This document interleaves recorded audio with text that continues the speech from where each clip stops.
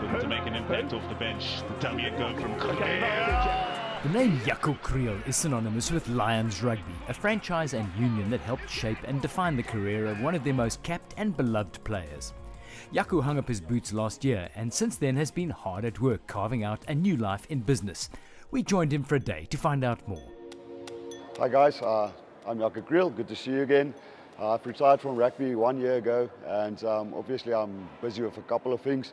One of the things I'm busy with is Go Business, Jump the Queue. I'm a brand ambassador for them, so anything you would like to do in business, tax returns, VAT returns, payroll, anything you can think of.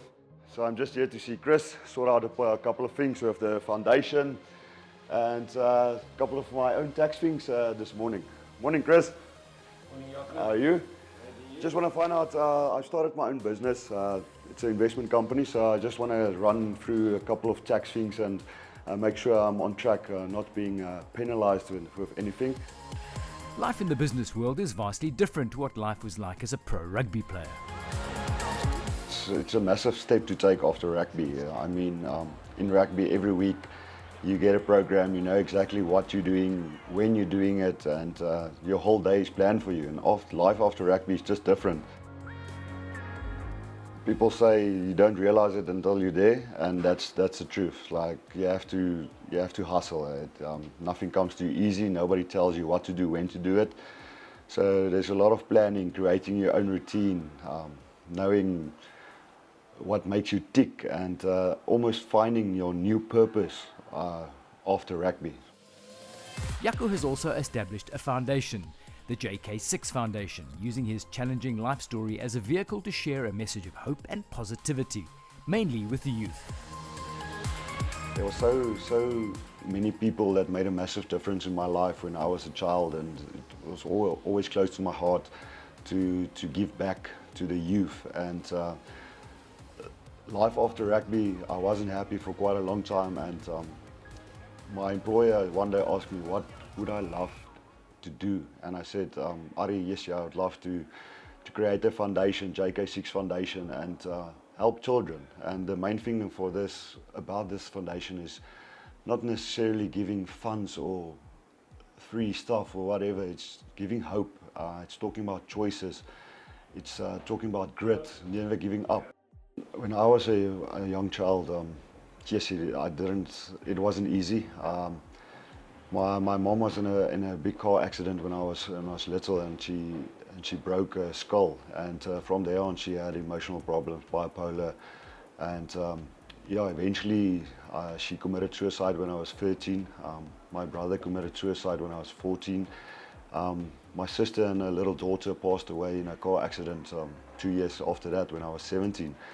And eventually me and my dad had a long journey, long close journey, and he always looked after me, and he passed away in 2020.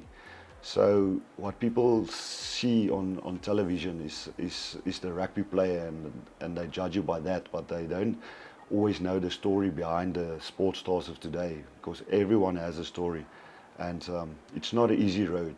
And I just want to get it across to people that life is full of adversity, but what you see is not always the true picture. Anything is possible, and that's what the foundation is about. Despite the challenges he faced at a young age, he worked hard to achieve his goals and dreams that included earning 11 caps in the green and gold.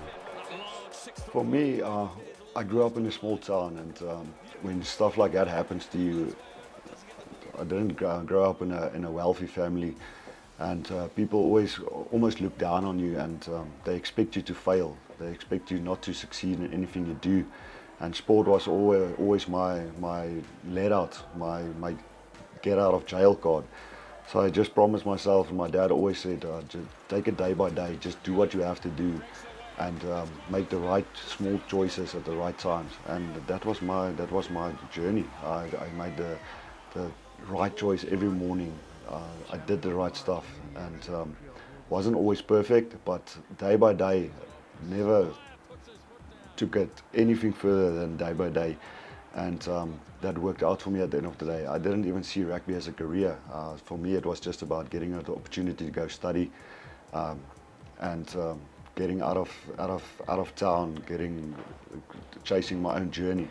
And I was so fortunate, so blessed to be able to make rugby a career. 2 of his Bok caps were against New Zealand, our legendary foes, and he's looking forward to watching the 2 Rugby Championship encounters against them. Looking into the future a bit, the All Blacks, South Africa in Cape Town, it's almost one of the pinnacle events of the year if the All Blacks play against South Africa. Remember when I played back in the days, both of the times I played against the All Blacks, we got 50 points.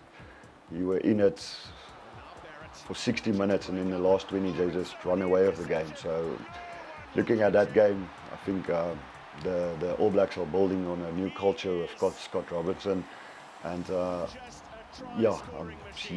just excited to see what the Boks can do against one of the best teams that rugby has produced over the years. He'll be watching with friends at a venue that he is an ambassador of. Being an ambassador in a place like this, it's tough, it's lekker, it's interesting, you see a lot of things, but it just shows you how passionate South African people are about sports, especially rugby. It's amazing to see when the Boks play, to see this place full and everybody's rooting for them. I mean, in the World Cup I was on that counter celebrating and just enjoying myself. It's just amazing to see. So guys, thank you so much for your time. Thank you for spending some time with me today. That's what I do for Life After Rugby. For every young boy out there, never give up. Follow your dreams.